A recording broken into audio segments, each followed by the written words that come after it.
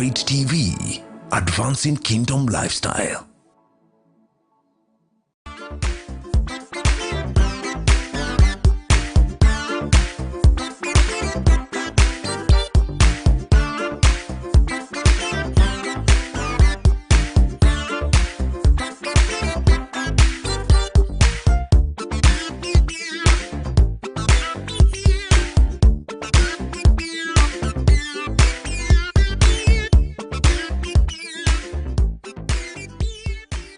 Welcome to Empower. I'm glad that you decided to be with us today. My name is Beatrice Chuchu. This is a program where we focus on people and workplace. And all along, God has been teaching us many things as He desires as He takes us where we're supposed to be. Because as I always say, God has designed each one of us for a certain purpose. And my prayer is that God may continue to work in us, mold us, so that we can become that which He made us to be. And today we have a special program as we continue to see how can we be light in the workplace. And this we've been focusing on young people because we believe as young as we are, wherever God has placed us, be it in a formal or informal setup, we are supposed to be the light as we do what we are doing today and the days to come. And I have a special guest with us who will introduce herself, then we can go on with the program. Welcome. Thank you. Hi, my name is Caroline Kendi. Yes. I am an aviator. I have majored in engineering. Wow. I am an aircraft engineer and a quality and safety manager now. Wow, amazing, Carol. When you say you're an aviator, maybe you can expound for someone to understand. By aviator, I mean that I work a lot with aircrafts. And since I've majored in engineering, yes, I service aircrafts. Wow. Yeah. Ladies do service aircrafts? Yes. Wow, amazing. I thought that's a man thing. What a man can do, a woman can do better. Wow. Amazing. How is the year taking you? The year is okay. I thank God for His grace. Yes. I see His mercies every day. Amen. That tells me you're also a believer? Yes, I am a believer. This is my 15th year. Wow. Yeah. Since you came to know the Lord? Yes. Wow. Do you do anything in church, or are you just a person who sits there and just watch? No, I am in the children's ministry. Wow. Yeah. That's amazing. I love that because I'm also one of them. I serve with the children's ministries. When I meet someone who does the same, I love it. Okay. How do you find that? It's very challenging because every day you learn something new about children. Yes. And I think I take it with a lot of seriousness. Yes. Because we are building the church of the future. Yes. So whatever I do in church is for them. They're supposed to. I'm actually the what do you call it?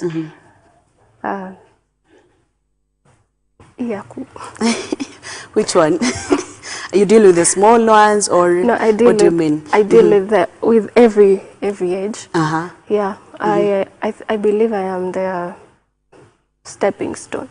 Wow. That's what I'm trying to say. Like I need to mold them to become better every day. Every day. Yeah.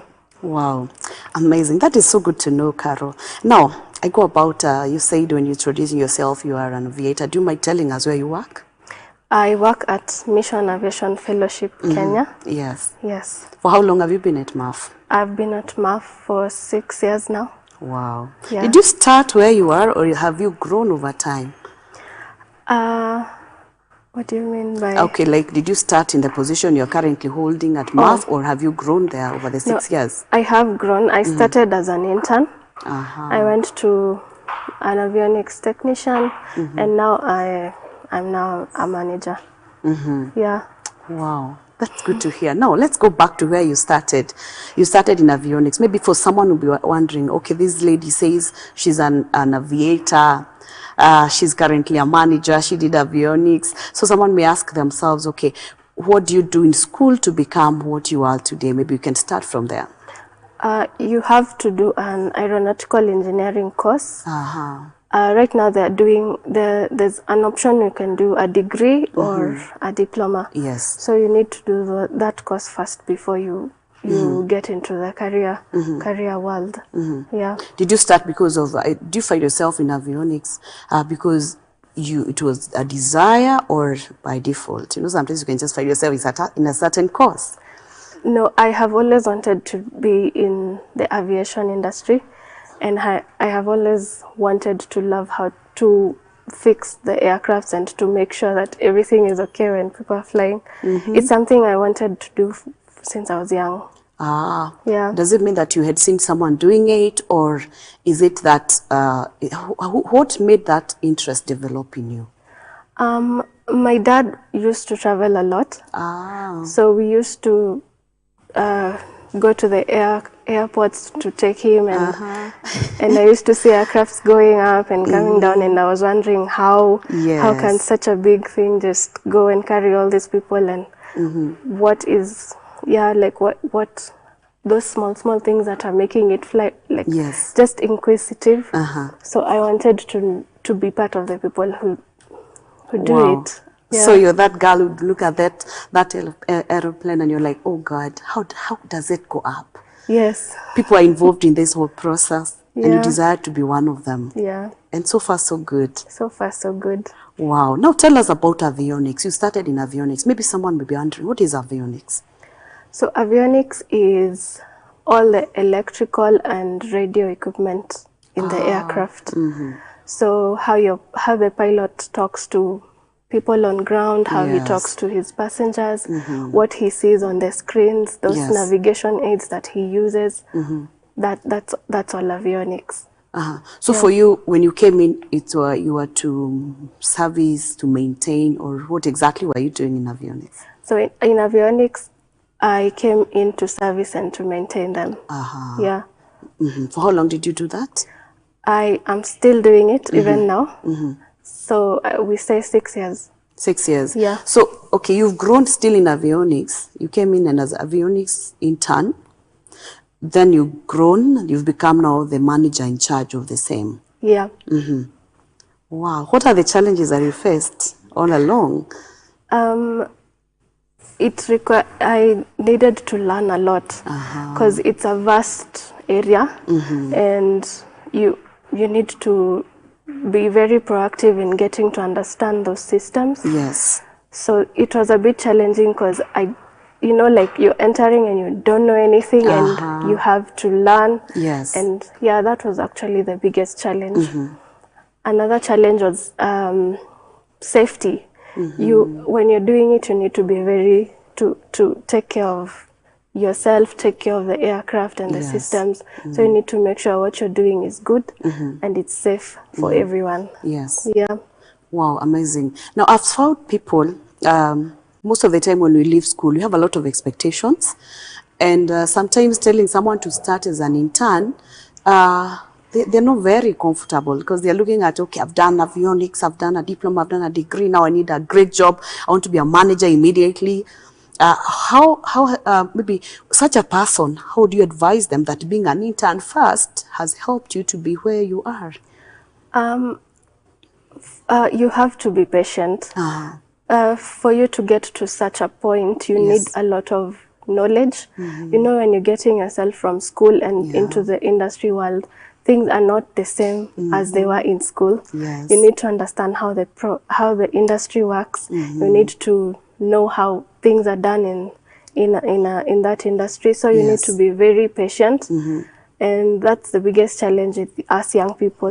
We just want a lot of money. We want to big jobs. We want to drive very classy cars. But it takes time. You need to build.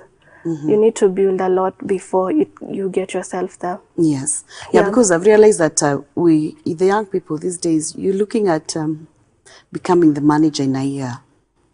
And I've come also to realize that workplace, and as you say, what we learn in class and what we get on the ground, it's different. But sometimes we are unable to give ourselves that time to be able to understand exactly what happens in the workplace. And you find some people, young people, struggling so much because they are not able to to give themselves time. And I think you've seen some of them, even as maybe some even started with you, but they've not been able to grow to where you are in 6 years because they're even jumping from one place to another because they're not giving themselves that time to grow. Wow, that's so amazing. So the other thing I would ask, maybe sometimes people grow fast because maybe they have people that are holding their hands. They're able to show them the way. Would you say that there's someone who inspired you or someone who's really guided you through, or is it that you made your way so that you're where you are? Yes, I have people who have held my hand and are still doing that right now. Without those people, it will not have been easy, especially my boss. Yes. He has been very supportive, taking you to trainings and giving you an opportunity to explore and just show your potential in whatever you're doing. Yeah, that has been really grateful. Are there sometimes that you've been given a task and it didn't go the way you expected? And if yes, how did you handle the outcome? Yes, there has been times my expectations were not met. Yeah. But I like to take them as stepping stones and learning. I always learn every day. In aviation, we learn every single day. So I took it as something I needed to learn about. I went through it and saw that it's an area of improvement. Yes. So I started working on myself on it, and that's actually what I've been doing. If something doesn't work out, there must be something, lessons learned, and which you really need to check on. Yeah. I love the way you say that learning is a continuous process. I was talking to someone in your industry and he was telling me that even after being an engineer for many years, you still have to go back and look at the manuals. Even if you know, you can't assume that you know. Yeah. And it's true, you know. But the expectation of the industry is that you must check the manual, go through the steps. Even if you've done it 10 years, 20 years, you still keep going. Maybe sometimes we struggle with that because sometimes, especially young people, you feel like, najua hii, why do I have to still go back to do it? Yeah. Do you think we're sometimes impatient, or is it our nature as young people? I wouldn't say it's our nature as young people because it's also affecting even the ones who are older. We get to a point of comfort. You've done it a million times. Yes. What is different? But in the aviation field, we really don't like to do that. We like just follow what is required. Yes, you know it, but maybe something very small changed. True. It's good to go and check. Yeah. Wow. So what have you learned over the years? Maybe you as a person, leave alone the aviation as Carol, that through this thorough following of steps, procedures, going back to books, manuals every day, how has that worked in your life as a person? I have learned to be patient and to take a step back and look at situations differently, not just rush into things and think you have the solution and maybe you're missing something. So I've actually learned to be very patient when I'm handling anything that comes my way. I know you didn't get married so many years ago. So I believe that this patience is working in your marriage. Yes, it is. Yeah, it really is. Yeah. Wow. That's amazing. I'm happy to hear that, and I'm glad to have you, Carol. Thank you. Yeah, one thing that amazes me is to see the way you're polite, and I can imagine you when you're in an overall and you're busy there. We are taking a short break. Yeah, we'll be back to continue from there. I believe that you're learning from us, and it's great to see a young lady growing her career in engineering and doing what men actually are known to do. Please don't go far. We'll be right back. My name is Beatrice Chuchu.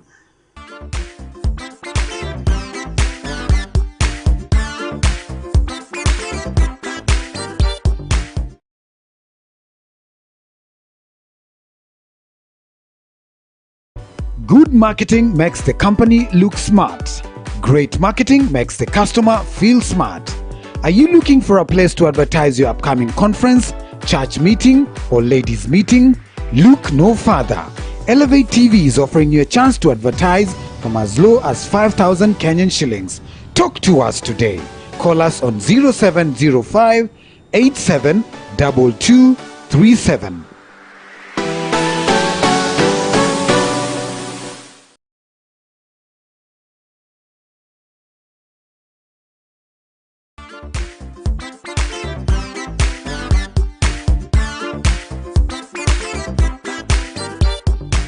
Welcome back. This is Empower, where we focus on people and workplace. We connect to empower and inspire as we desire to be who God made us to be.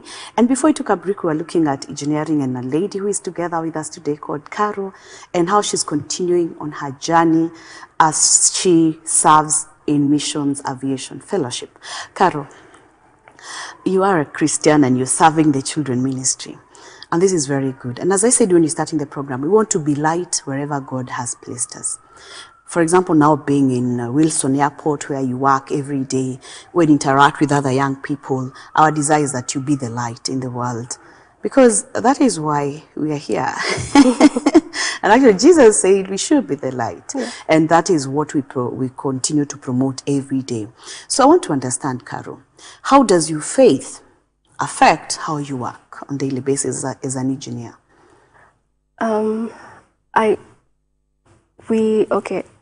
I thank my company a lot because it's a Christian company. Yes. So that's actually a very good base. Mm-hmm. We pray every morning. Yes. So we commit everything that we do to God before we do it. Yes. And also that's what I also do at in my personal time. I pray and ask God to guide me, because without God, I don't think we can do anything in this world, and we can be able to be at least to be able to reach out to people who are not able to be reached out to. So yeah, I use prayer. Prayer is a very good tool that helps me. Yeah. Now, would you say that maybe the steps that you've grown, for example, the time you joined as intern in MAF until where you are, how have you involved God in that whole journey? Because there are transitions, more responsibilities coming your way, and you still have to maintain that faith. So how have you been able to balance that? Everything I do it with God, and every step that I have taken, I believe it's God who has taken me there. So I ask Him to just hold my hand, because without Him I wouldn't even be here. So we are actually good friends. So we just talk like father and daughter, and just He knows everything. Yeah. So for you, it's a relationship. Yeah, it's a relationship. That even the steps. So when you look back, you can see this father who has held your hand, taken you those steps until where you are. Yeah. And why are young people struggling with this? Because I'm happy to hear what you're saying, and the fact that someone can see it, as you explain, is a relationship between my father and myself, and he has been involved in every step. I can imagine like the way parents are involved in the steps of their children, taking them to school, making sure like now the others are getting to Form 1, they're busy doing it, and that involvement. And a parent actually is disturbed and even worried in case they don't have it. And they're thinking about it, even when the child is not thinking and just looking forward, on Monday next week, I'm going to school, not bothered, doesn't care where the fees is coming from, but they know I'm going to school on this date. And I love it when I hear you say it's a relationship between you and your Father in heaven. But why is we still having young people struggling with this, according to you? Because you're a young person. Why do you think they're still struggling in such a relationship? And they're still, even if they're Christians, still they divert. They're not able to stand still. Yeah. I will speak from my perspective. Yes. I've seen young people want things done immediately. Yes. And God answers in 3 ways. Yes, no, or wait.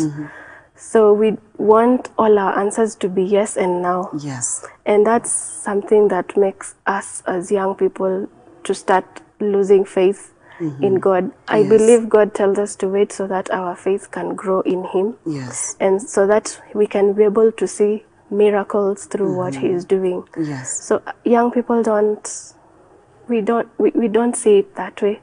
We believe that because He's our dad, He needs to give us now.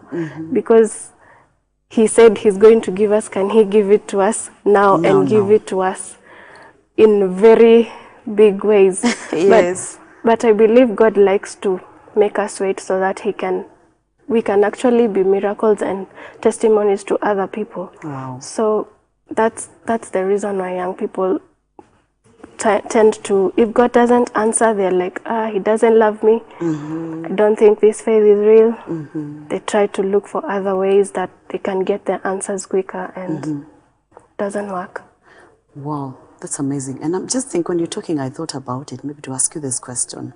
What you're doing right now, Carol, if 6 years ago, you prayed, God, I want to be Avionic's manager, and God gave you 6 years ago, do you think you'd do that role today?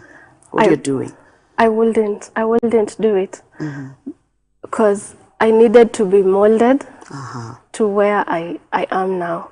I needed to experience all those things that I have experienced. Yes. So that I can actually